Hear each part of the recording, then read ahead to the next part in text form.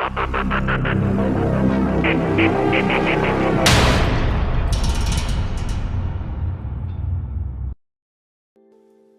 everyone, welcome to Developers Life. I am Sena. இன்னைக்கு நம்ம வந்து ஜோதி சிஎன்சி ஆட்டோமேஷன் லிமிடெட் ஐபிஓ பற்றி பார்க்கலாம். இந்த வருஷத்தோட ஃபர்ஸ்ட் ஐபிஓ. இதை அப்ளை பண்ணலாமா வேணாமா, இதை அப்ளை பண்ணால் லிஸ்டிங் கெயின் கிடைக்குமா அப்படின்றத ஒரு ஓவர் வியூவாக பார்த்துருவோம். இது வந்து இன்டெப்த் அனலைசஸ் கிடையாது, அதாவது ஐபிஓ ரிவ்யூ கிடையாது. ஜஸ்ட் வந்து உங்களுக்கு ஒரு மேக் அ டிசிஷன், அதாவது என்ன சொல்கிறதுன்னா, நீங்கள் வந்து அப்ளை பண்ணாமா வேணாமான்ற ஒரு கன்ஃபியூஷனாக இருந்தீங்கன்னா உங்களுக்கு இந்த வீடியோ வந்து உங்களுக்கு ஹெல்ப்ஃபுல்லாக இருக்கும். ஓகேங்களா, fine. And end of the வீடியோவில் நான் வந்து என்னோடய ரிசல்ட்டை சொல்கிறேன், நான் அப்ளை பண்ணுவேன்னா இல்லையா அப்படின்றது. Okay, fine. ஸோ எந்த ஒரு ஐபிஓ எடுத்தாலும் நீங்கள் ஃபஸ்ட்டு நீங்கள் செக் பண்ண வேண்டியது கம்பெனியோட செக்டர். அது ரொம்ப ரொம்ப முக்கியம். ஏன்னா இப்போ பெர்ஃபார்ம் என்னென்ன செக்டர் நல்லா க்ரோ ஆகுது அப்படின்றத ஃபைண்ட் அவுட் பண்ணணும். அதில் இந்த மாதிரி செக்டர், இந்த மாதிரி ஐபிஓ வந்துச்சுன்னா ஸோ அது வந்து ஒரு ரியல் என்ன சொல்கிறது, உங்களுக்கு வந்து லிஸ்டிங் கெயின் கிடைக்கும்னு நம்ம நம்பலாம். ஓகேங்களா. செகண்ட் ஒன்று வந்து ஃபினான்ஷியல் ரிசல்ட். அது ரொம்ப ரொம்ப முக்கியம் எந்த ஒரு கம்பெனிக்கு எடுத்தாலும். ஸோ அது வந்து நம்ம அதையும் பார்க்க போகிறோம். Grey market premium status. இது ஏன் கிரே மார்க்கெட் ப்ரீமியம் ஸ்டேட்டஸ் போட்டிருக்கேன்னா, உங்களுக்கு நீங்கள் ஒரு கம்பெனி நல்லா இருக்குது, செக்டர் நல்லா இருந்தாலும் அதோட கிரே மார்க்கெட் ப்ரீமியம் ஸ்டேட்டஸில் வந்து நம்ம ஈஸியாக ஃபைண்ட் அவுட் பண்ணலாம்.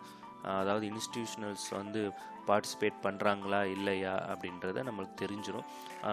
லிஸ்டிங் கெயின் கிடைக்கின்றதா அப்படின்றதையும் கண்டுபிடிச்சிடலாம் ஈஸியாக.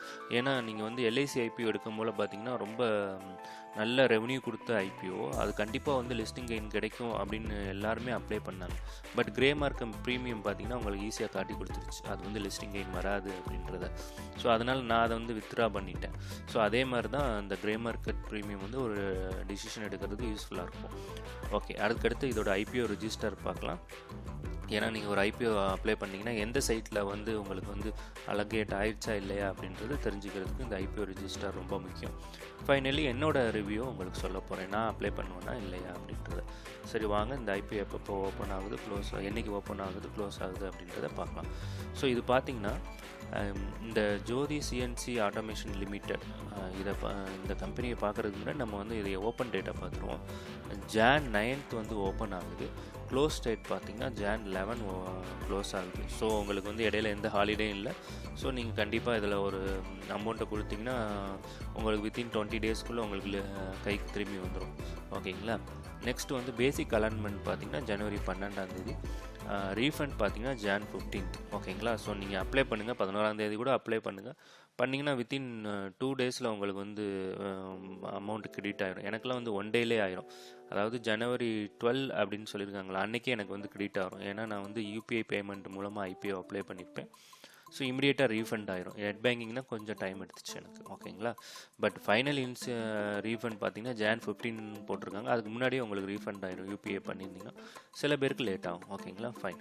ஸோ இவ்வளோ தான். ஜான் 9th ஓப்பன் ஆகுது. Closing date John 11th, allotment date 12 and listing பார்த்தீங்கன்னா 16 உங்களுக்கு லிஸ்டிங் ஆகுது. ஸோ நான் ஏற்கனவே சொன்ன மாதிரி 20 நீங்கள் வந்து ஒரு நல்ல ப்ராஃபிட் பார்த்துட்டு இதை வந்து உடனே விற்றுட்டு வந்துடலாம். ஓகேங்களா. John 9 and John 11 and John 16. ஓகேங்களா. அந்த டேட்டை நல்லா வச்சுக்கோங்க. ஃபைன். ஸோ இது வந்து பார்த்தீங்கன்னா ஃபேஸ் வேல்யூ 2 per share கொடுத்துருக்காங்க. ப்ரைஸ் பேண்ட் பார்த்தீங்கன்னா 315 to 331 per ப்ரைஸ் கொடுத்துருக்காங்க. ஸோ நீங்கள் ஒரு லாட் வாங்கணும். ஒரு லாட்டுக்கு எவ்வளோன்னு பார்த்தீங்கன்னா 45 ஷேர் கிடைக்கும். ஸோ ஒரு லாட் வாங்குறதுக்கு எவ்வளோ அமௌண்ட் தேவைன்னா 14,895 ரூபாய் தேவை. ஓகேங்களா, ஒரு லாட் வாங்குறதுக்கு. ஸோ இதோட டோட்டல் ஃபண்டு பார்த்தீங்கன்னா கிட்டத்தட்ட 30,000 கோடிக்கு ஃபண்ட் ரைஸ் பண்ணுறாங்க அப்படின்னு நினைக்கிறேன். சாரி, 1000 கோடிக்கு ஃபண்ட் ரைஸ் பண்ணுறாங்கன்னு நினைக்கிறேன். அப்ராக்சிமேட்லி 1000 கோடின்னு வச்சுக்கோங்க நீங்கள். ஓகேங்களா. ஸோ இதில் உங்களுக்கு ஏன் இது நம்ம பார்க்கணுமா, எப்பயுமே இந்த மாதிரி ஃபண்ட் ரைஸ் அதிகமாக இருந்துச்சுன்னா, 1000 கோடி இருக்கும் பாருங்கள், ஃபண்ட் ரைஸ் அதிகமாக இருந்துச்சுன்னா உங்களுக்கு உங்களோட ஐபிஓ நீங்கள் அப்ளை பண்ணிங்கன்னா உங்களோட அப்ளிகேஷன் வந்து அலாட் ஆகிறதுக்கு இது பாசிபிலிட்டி இருக்குது அப்படின்னு நம்ம சொல்லலாம். ஏன்னா 80% ஆஃப் சான்சஸ் இருக்குது இந்த மாதிரி ஃபண்ட் ரைசஸ் அதிகமாக இருந்துச்சுன்னா 1000 கோடி அப்படின்றது. ஓகேங்களா, ஃபைன். ஸோ நீங்கள் அதோட எம்ப்ளாயாக இருந்தால் அது டிஸ்கவுண்ட் கிடைக்கும், 15 ரூபா கிடைக்கும் பெர் ஷேருக்கு. இதெல்லாம் நமக்கு தேவையில்லை. Okay, fine. ஸோ நான் ஏற்கனவே சொல்லிட்டு 14,895 ரூபா நீங்கள் ஸ்பெண்ட் பண்ணுற மாதிரி வரும். இதுதான் அந்த ஐபிஓ. ஸோ இந்த கம்பெனியை பற்றி நம்ம பார்ப்போம். இது என்ன செக்டர் கீழே அப்படி வருது அப்படின்றத பார்ப்போம். எனக்கு தெரிஞ்ச ஆட்டோமேட்டிவ் செக்டர்னு சொல்ல முடியாது, மெஷினரிஸில் வரும் இதெல்லாம் பார்த்தீங்கன்னா.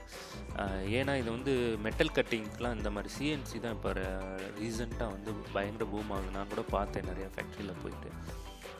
எனக்கு ஒரு சான்சஸ் கிடச்சிச்சு. அப்போ தான் தெரிஞ்சிச்சு எனக்கு சிஎன்சி மிஷின்லாம் என்ன அப்படின்றது. இங்கே பாருங்களேன், இந்த CNC turning centres, CNC turning milling centres, vertical machine centres, இதெல்லாம் பெரிய பெரிய மிஷின்ஸ். அந்த மிஷின்ஸை கட் பண்ணுறதுக்கு, அந்த மெட்டீரியலை கட் பண்ணுறதுக்கு, மெட்டலில் வந்து கட் பண்ணுறதுக்கு இந்த டிஃப்ரெண்ட் மிஷின்ஸ் இவங்க வச்சுருக்காங்க. ஓகேங்களா? ஸோ இவங்க வந்து கஸ்டமர் பார்த்தீங்கன்னா திருவனந்தபுரம், இவங்களோட சென்டர்ஸ்லாம் எங்கே இருக்குன்னா நிறைய ஏரியாவில் இருக்குது, இந்தியாவில் வேர்ல்டு வைடில் இருக்குது. அண்ட் தென் இவங்களோட கஸ்டமர் பார்த்தீங்கன்னா அதை வந்து கிளைண்ட்டில் நம்ம பார்ப்போம் ஒன் பை ஒன்னாக. இதிலே கொடுத்துருக்காங்க, நீங்கள் படித்து பாருங்கள் இதோட கஸ்டமர் யார் இருக்கா அப்படின்றத இதிலே கொடுத்துருக்காங்க. நான் டைம் ஸ்பெண்ட் பண்ண விரும்பல. ஓகேங்களா? ஸோ அது அண்ட் இதோட வெரைட்டியை கொடுத்துருக்காங்க. 200 டைப்ஸ் இன் 44 சீரியஸில் இருக்குது அப்படின்றத கொடுத்துருக்காங்க. சும்மா ஓரளவு பார்த்தா போதும், நம்ம வந்து ரொம்ப இன்டெப்த்தாக பார்க்கணும் அப்படின்றது நம்மளுக்கு தேவையில்லை. ஃபைன். நம்ம வந்து நெக்ஸ்ட்டு பாயிண்ட் என்னென்னா ஃபினான்ஷியல் ஸ்டேட்டஸ் நான் பார்க்கணும் அப்படின்றத நான் ஏற்கனவே சொல்லியிருக்கேன். ஸோ நீங்கள் அதைப்படி பார்த்தீங்கன்னா நான் வந்து ரெவன்யூ மட்டும்தான் பார்க்க போகிறேன். நெட்ஒர்த்து கூட விட்டுருங்க. அட்லீஸ்ட் நீங்கள் இது கூட செக் பண்ணலாம். Net worth okay fine. And revenue தான் நான் எப்பயுமே பார்ப்பேன் உங்களுக்கு, சரிங்களா? இது ஓரளவு இருந்தாலே போதும். ஸோ நீங்கள் ப்ராஃபிட் ஆஃப்டர் டேக்ஸ் கூட பார்த்தீங்கன்னா சம்டைம்ஸ் மைனஸ்லாம் காட்டும். ஸோ அதெல்லாம் நம்மளுக்கு தேவை. ஸோ நீங்கள் பாருங்களேன், 590 crore இருந்தது, 750 crore வந்திருக்கு. அதுக்கடுத்து 950 crore வந்திருக்கு. அதுக்கடுத்து இங்கே வந்து இந்த குவார்டர்லி ரிசல்ட் தான் பார்க்கணும். இதில் 510 வந்திருக்கு. ஆல்மோஸ்ட் ஆஃப் த இது அச்சீவ் பண்ணிட்டாங்க.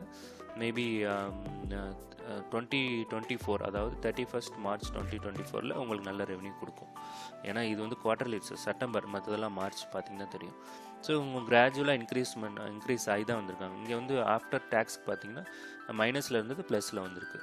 ஓகேங்களா? ஃபைன். ஸோ இது வந்து ஃபினான்ஷியல் ஸ்டேட்டஸை பார்க்கும்போது எனக்கு வந்து இது ஓகேன்னு தான் சொல்லுது. ஏன்னா கிராஜுவலாக உங்களுக்கு வந்து ஒரு ப்ராஃபிட் கொடுத்துக்கிட்டு வர கம்பெனி. ஸோ நீங்கள் வந்து டிசிஷன் எடுக்கலாம். 2 பாயிண்ட்ஸ் நான் ரொம்ப இம்பார்ட்டன்ட் பார்த்துட்டேன். ஒன்று வந்து financial result, second one is கம்பெனியோட செக்டர்.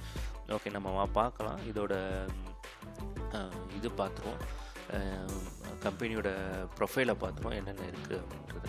ஓகேங்களா? ஸோ இதுதான் அந்த கம்பெனியோட ப்ரொஃபைல். நான் இது உள்ளே போய் பார்த்துட்டேன். ஸோ இதில் என்ன சொல்கிறது, இவங்க வந்து நிறைய வேரியஸ் செக்டாரில் இவங்க வந்து பார்ட்டிசிபேட் பண்ணியிருந்தாங்க. ஸோ இது வந்து இவங்க எங்கெங்கே இருக்காங்கன்னா India, Germany, France, Italy and US, இந்த மாதிரி கண்ட்ரிலெலாம் இவங்க இருக்காங்க. ரொம்ப பெரிய பேஸ் நெட்ஒர்க் வந்து. ஓகேங்களா? ஸோ நீங்கள் டைம் கிடச்சா பாருங்கன்னா, இது உள்ள இன்டெப்த்தாக போய் உங்களோட டைமை நான் வேஸ்ட் பண்ண விரும்பல. ஸோ ஜஸ்ட் கம்பெனி என்னன்னு தெரிஞ்சுக்கிட்டால் போதும். இதோட ப்ராடக்ட் பார்த்தீங்கன்னா இது நான் ஏற்கனவே சொன்னல, இது வந்து சிஎன்சி டர்னிங் மில் சென்டர்ஸ் இந்த மாதிரி தான் இருக்கும். இதில் வந்து அவங்க மெட்டலை கொடுப்பாங்க, அது கட் பண்ணி கொடுக்கும், இதில் ப்ரோக்ராம் பண்ணுவாங்க. ஸோ டிஃப்ரெண்ட் ஃபார் எக்ஸாம்பிள் நீங்கள் வெஹிக்கல் 2-வீலரில் எடுத்திங்கன்னா அவங்க ஒரு பிரேக்கிங் பேட்ஸ்லாம் இருக்குது பாருங்கள், அதெல்லாம் அந்த மாதிரிலாம் கட் பண்ண இந்த மாதிரி மிஷினில் தான் போட்டு கட் பண்ணுவாங்க. மெட்டல் வந்து ரா மெட்டீரியலாக வரும், அதை நான் அவங்களுக்கு தேவையான சைஸில் வந்து அவங்க வந்து கட் பண்ணிடுவாங்க. இங்கே பார்த்தீங்கன்னா எவ்வளோ டைப் ஆஃப் ப்ராடக்ட்ஸ் இருக்குது அப்படின்றது உங்களுக்கு புரியும். இங்கே vertical machines and turning mills, horizontal machine centres, இது ஊர்பட்டது இருக்குது. நான் எதையுமே பார்க்க முடியல. நான் முக்கியமாக நோட் பண்ணது ஆர்டிஃபிஷியல் இன்டெலிஜென்ஸ். ஸோ இவங்க வந்து என்னென்ன அடாப்ட் ஆகிறாங்க நியூ டெக்னாலஜிஸ். 7th சென்ஸ்னு கொடுத்துருக்காங்க பாருங்கள், இங்கே தெரியும் இண்டஸ்ட்ரி 4.2 4.0. ஸோ இது ரொம்ப முக்கியமான ஒன்று, கவனிக்க வேண்டிய விஷயம். ஸோ அதனால் எனக்கு அதை படித்து பார்த்தேன். ஓகே, இவங்க வந்து நியூ டெக்னாலஜியில் இவங்க வந்து இன்வால்வ் ஆகிட்டாங்க. ஸோ நெக்ஸ்ட்டு வந்து நம்ம பார்க்க வேண்டியது என்னென்னு கேட்டிங்கன்னா கிளைண்ட். நான் எப்போயுமே கிளைண்ட் தான் பார்ப்பேன். இவங்க வந்து ஒரு பெரிய கிளைண்ட் வச்சுருக்காங்களா இல்லையா அப்படின்றத பார்ப்பேன். ஸோ அதுபடி பார்த்தீங்கன்னா நீங்கள் இங்கே வாங்கலையே அசோக் லைலாண்ட் ரொம்ப முக்கியமான ஒன்று. நீங்கள் இதிலே பார்த்தீங்கன்னா புரியும். இங்கே பாருங்கள், பாரத் டைனமிக்ஸ் லிமிடெட், அதுக்கடுத்து டிஆர்டிஓவில் வச்சுருந்தாங்க, பாஷில் இருக்குது. ஸோ ரொம்ப இம்பார்ட்டண்ட் கிளைண்ட்ஸ், ரொம்ப முக்கியமான கிளைண்ட்ஸ்லாம் இவங்க வந்து கவர் பண்ணி வச்சுருக்காங்க. அதுதான் நம்ம கவனிக்க வேண்டியது. டிஆர்டிஓ போயிட்டு இந்த ஹச்ஏஎல்ல இருக்குது. இதெல்லாம் கவர்மெண்ட் ஆர்டர்ஸ் வந்துச்சுன்னா பல்காக வரும். ஸோ அவங்களுக்கு நல்ல ரெவன்யூ ஜென்ரேட் கொடுக்கும். உங்களுக்கு இந்தியன் ஆயிலில் இருக்குது. ஸோ இதுபடி ஊர்பட்ட நல்ல நல்ல கிளைண்ட்ஸ் இவங்க வச்சுருக்காங்க.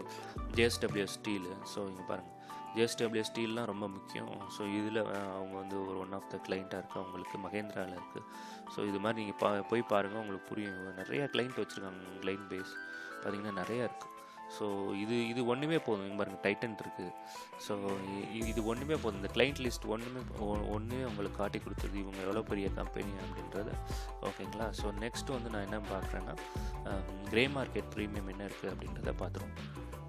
ஸோ ஃபார் எக்ஸாம்பிள் என்ன சொல்கிறது,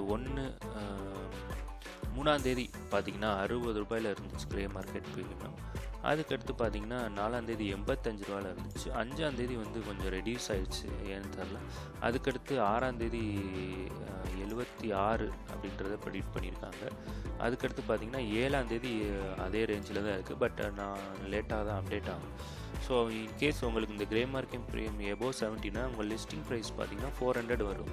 நம்ம 50 ரூபா லாபம் கிடைக்குது அப்படின்றத வச்சுக்கணும். ஒரு ஷேருக்கு 50 ரூபா ஆவரேஜ் லாபம் கிடைக்கும் அப்படின்றத வச்சுக்கணும். ஓகேங்களா? இன்னும் இருக்குது, டைம் இருக்குது. ஃபைனல் டே வந்து இது வந்து ஒரு 100-120க்கு மேலே போணுச்சுன்னா உண்மையிலே உங்களுக்கு வந்து ஒரு நல்ல ப்ராஃபிட் கொடுக்கும் அப்படின்றத எதிர்பார்க்கலாம். ஓகேங்களா? ஃபைன். ஸோ உங்களுக்கு ஒரு ஐடியா கிடச்சிருக்கும் என்றைக்கு ஓப்பன் ஆகுது க்ளோஸ் ஆகுது அப்படின்றத உங்களுக்கு காமிச்சேன். அண்டு நான் ஏற்கனவே சொன்ன மாதிரி என்னோடய ஐபிஓ ஸ்டேட்டஸ் கேட்டிங்கன்னா, அப்ளை பண்ணலாமா வேணாமான்னு கேட்டிங்கன்னா, நான் வந்து ஃபஸ்ட்டு பார்த்த விஷயம் என்னென்னா, இதிலே காமிச்ச மாதிரி கம்பெனியோட செக்டர் எனக்கு வந்து அது ஓகே. கம்பெனியோட ப்ரொஃபைல் பார்த்திங்கன்னா நல்லா இருந்துச்சு. ஃபினான்ஷியல் ரிசல்ட் வந்து ஓகே. கிரே மார்க்கெட் ப்ரீமியம் வந்து கொஞ்சம் டவுனாக இருந்தாலும் இடையில அதுக்கப்புறம் அப் அண்ட் ரன் ஆயிடுச்சு. ஓகேங்களா? இந்த 3 விஷயமும் எனக்கு ஓகேன்னு பட்டனால நான் வந்து இதை வந்து அப்ளை பண்ண போகிறேன். ஸோ அதே மாதிரி நீங்களும் இதை டிசிஷன் எடுங்க, அப்ளை பண்ணலாமா வேணாமா அப்படின்னு. ஸோ நான் இதை அப்ளை பண்ணேன்னா லாங் டேர்ம் ஹோல்டிங் போட மாட்டேன். அப்ளை பண்ண வித்தின் 2 or 3 டேஸ்லேயே நான் வந்து வித்ட்ரா பண்ணிடுவேன். ஸோ ஏன்னா எந்த ஒரு ஐபிஓ இருந்தாலும் ஒரு கரெக்ஷன்ஸ் வரும். நம்ம ஏற்கனவே சொன்ன மாதிரி உங்களுக்கு புரியும். ஸோ இது வந்து ஒரு ஷார்ட் ஓவர் ரிவ்யூ தான், இன்டெப்த் ரிவ்யூ கிடையாது. ஓகேங்களா? நீங்கள் அப்ளை பண்ணலாமா வேணாமா இந்த டீட்டெயில்ஸ் இருந்தாலே போதும். ஸோ நீங்கள் லாங் டேர்ம் ஹோல்டராக இருந்தால் தான் நீங்கள் இன்டெப்த்தாக போய் நீங்கள் பேலன்ஸ் ஷீட்லேருந்து எல்லாமே செக் பண்ணணும். நம்ம ஒரு ப்ரோக்ராமர் இருக்கோம், நம்ம வேறு வேலை பார்த்துக்கிட்டு இருக்கோம். இது சைட் பை சைடாக இருக்கட்டும்னா இந்த மாதிரி ஓவர் வியூ கிடைச்சாலே உங்களுக்கு போகும். ஓகே, உங்களை இதே மாதிரி இன்னொரு வீடியோவில் சந்திக்கிறேன். until then, thank you, bye bye.